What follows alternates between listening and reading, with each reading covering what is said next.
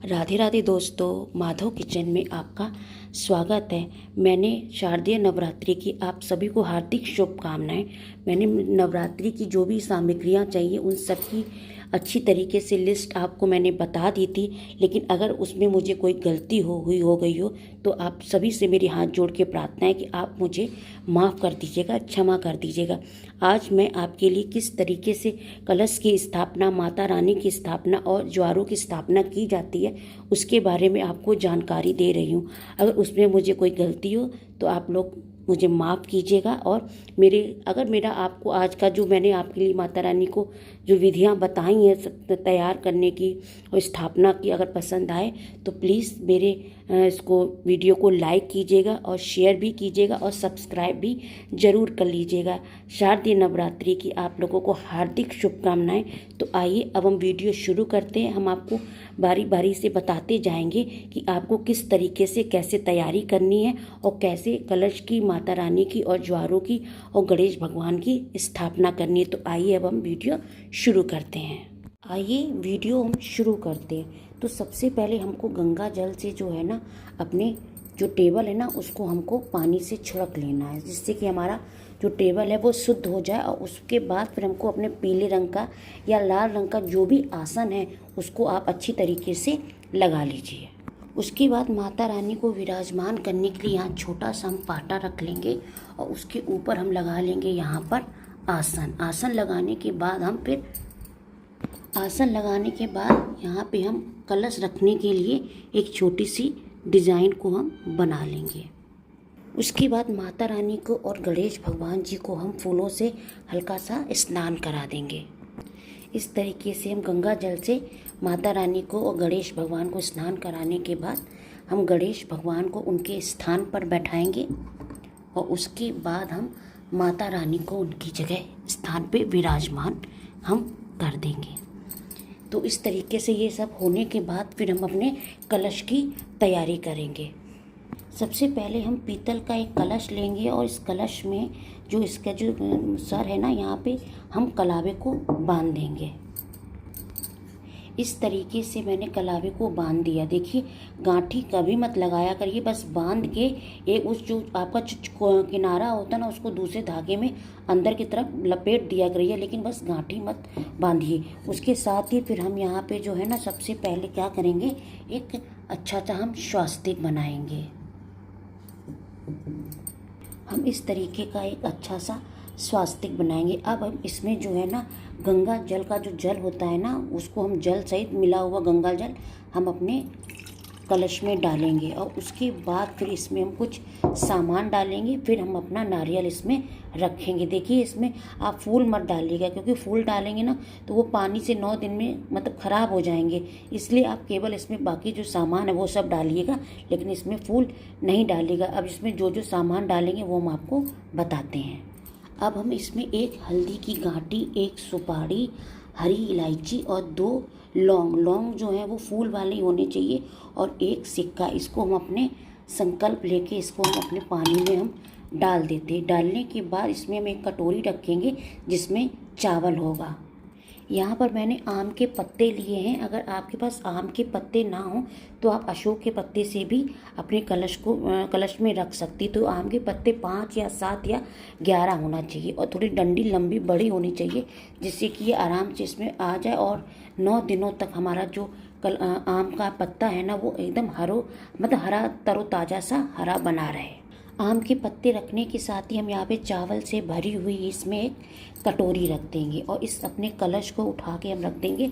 ये जो हमने कलश के लिए सजाया था चावल से, उसमें अब हम अपना नारियल को रखते हैं। नारियल को भी आप चेक करके लाइएगा कि वो पानी है कि नहीं है, क्योंकि कभी कभी वो लोग सूखा नारियल पकड़ा देते हैं और हम लोग समझ नहीं पाते। और उसके बाद फिर हमें अपने नारियल में भी अच्छा सा एक स्वास्तिक बनाना है। उसके बाद हमको क्या करना है कि एक पान के पत्ते में भी अपना रोली का टीका लगा लेना है।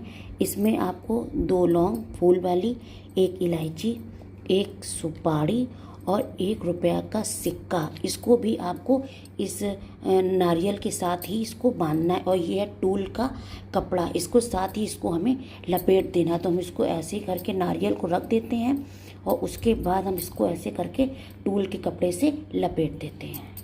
देखिए इस तरीके से मैंने कलावे से अच्छी तरीके से अपने नारियल को बांध दिया है और माता रानी का नाम लेके इस नारियल को अपने कलश पे धीरे से रख दीजिए और हाथ जोड़ के प्रार्थना कर लीजिए। जो भी आपकी मनोकामना है, जो भी आपकी इच्छा है, जो भी आप चाहते हैं माता रानी से, वो आप आज हाथ जोड़ के उनसे मांग लीजिए और उनसे आशीर्वाद लीजिए कि आप मतलब आपका परिवार हमेशा या और भी जो भी आपको कष्ट हो उनसे खुल के आप अपनी दुआ कर लीजिए और उसके प्रार्थना कर लीजिए।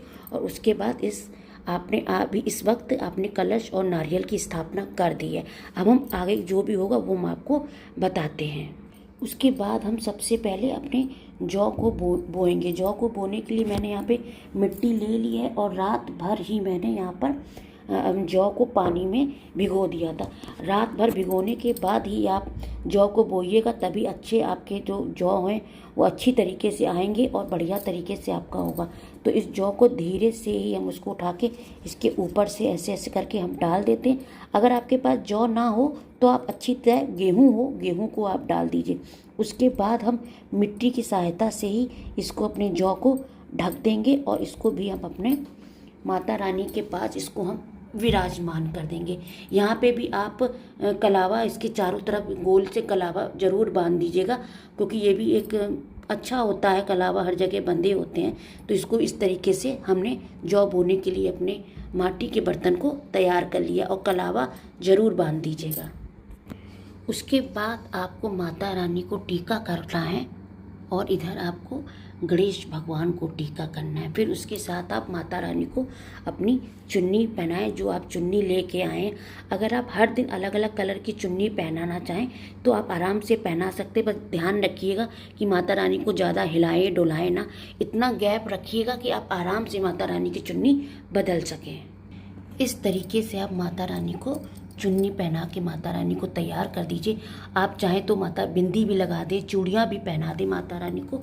जितना भी आप श्रृंगार करें माता रानी तो वैसे ही सुंदर है और श्रृंगार करके तो और भी सुंदर हो जाती है। उसके साथ आपको क्या करना है, यहाँ 2 पान तैयार करने हैं, उनको रोली से टीका करना है। 2 लौंगे रखनी है जोड़े से, 1 इलायची रखनी है और यहाँ पे सुपारी रखनी है और यहाँ पे भी सुपारी रखनी है। एक इसको उठा के आपको माता रानी के पास रखना है और दूसरा उठा के इनको आपको गणेश जी के पास रखना है।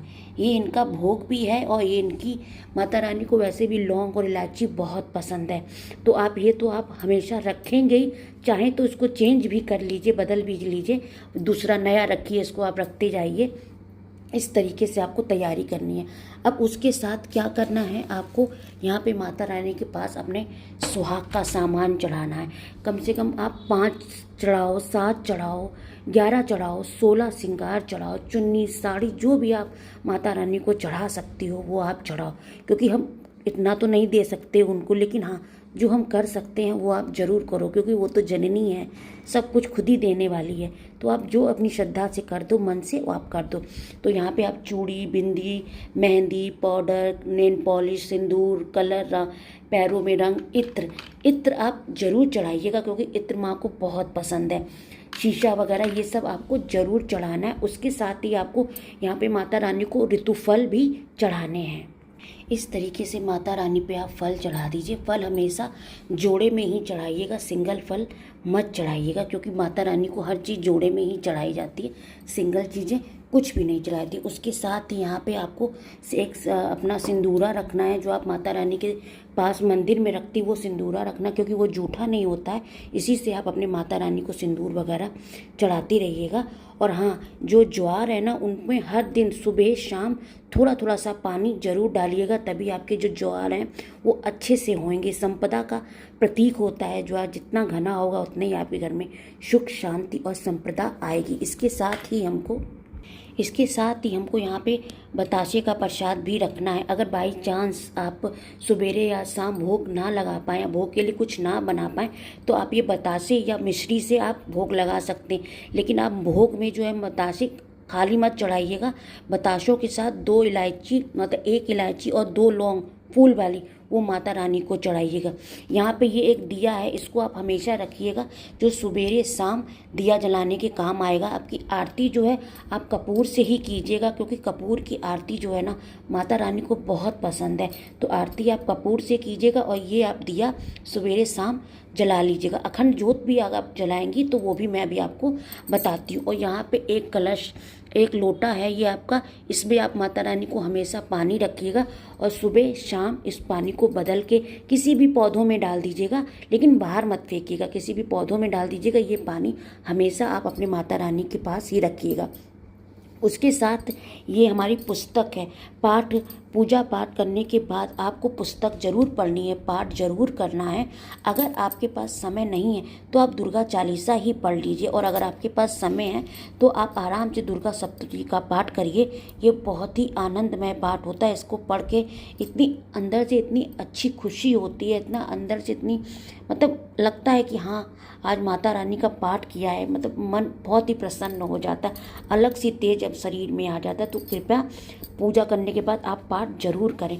पाठ का कोई दिन समय नहीं है, अगर आपके पास सुबह टाइम हो तो सुबह कर लें, शाम को टाइम हो तो शाम को कर लें। बस इतना ध्यान रखें कि आप खुद स्वयं स्वच्छ हों, नहाए हों, साफ सुथरे हों, उसके बाद ही आप ये पाठ करें, क्योंकि पाठ बहुत ज़रूरी है। ये रही हमारी अखंड ज्योत। अगर आप अखंड ज्योत को संभाल सकते हो तो आप ज़रूर लगाओ, क्योंकि बहुत ही अच्छा होता है। और अगर आप नहीं कर सकते हो तो आप इसको पंचमी दिन से शुरू कर सकते हो, अष्टमी से शुरू कर सकते हो, नवमी से भी आप अखंड ज्योत लगा सकते हो, 24 घंटे का लगा सकते हो, जैसा आप कर सको, क्योंकि इसमें थोड़ा सा ध्यान देना पड़ता है, इसकी बाती में थोड़ा सा ध्यान देना पड़ता है। तो आप अखंड ज्योत अगर आपको जलाना हो तो आप ज़रूर जलाना, बहुत ही अच्छी होती है। और हाँ, देसी मतलब घी, जो गाय का घी होता है ना, उसी से ही आप अखंड ज्योत जलाइएगा, उससे और भी अच्छा होता है। तो अखंड ज्योत के लिए ये अखंड ज्योत है, और इसकी ज्योत आप घर में भी बना सकते हो, और जब आप मार्केट से सामान लेने जाओगे माता रानी की पूजा का, वहाँ भी आपको रेडीमेड अखंड ज्योत मिल जाती है, आप उसको लाके आराम से अपनी अखंड ज्योत को जला सकते हो। और उसके साथ हवन करने के लिए क्या है, आपको गाय का गोबर ही लेना है, जो कंडे उपले आते हैं उससे आप आराम से हवन कीजिए। थोड़ा सा हवन कुंड आता है मार्केट में, वो ले लीजिए, या आपके घर के में कोई बर्तन हो या तसले वगैरह होते हैं जिससे काम होता है छोटा सा, उसमें भी आप हवन कर सकते हैं। तो इस तरीके से आप आराम से माता रानी की कलश की स्थापना, ज्वार की स्थापना और माता रानी की स्थापना आप करके हमेशा रख के तैयार कर लीजिएगा। जो पहले से तैयार कर लेंगे ना तो आपको पूजा करने में, ये सब स्थापना करने में कोई भी दिक्कत नहीं आएगी। और स्थापना का समय सुबेरे मॉर्निंग का समय ही है। आप तो अगर आपको मेरा ये जो मैंने तैयारी आपको बताई आपको पसंद आई हो तो प्लीज़ लाइक शेयर ज़रूर कीजिएगा, और मेरे चैनल को सब्सक्राइब भी कीजिएगा। और आप और आपका परिवार हमेशा सुखी रहे, स्वस्थ रहे। और शारदीय नवरात्रि की आप लोगों को हार्दिक बधाई, हार्दिक शुभकामनाएं। आप सभी स्वस्थ रहें और खुश रहें। जय माता की।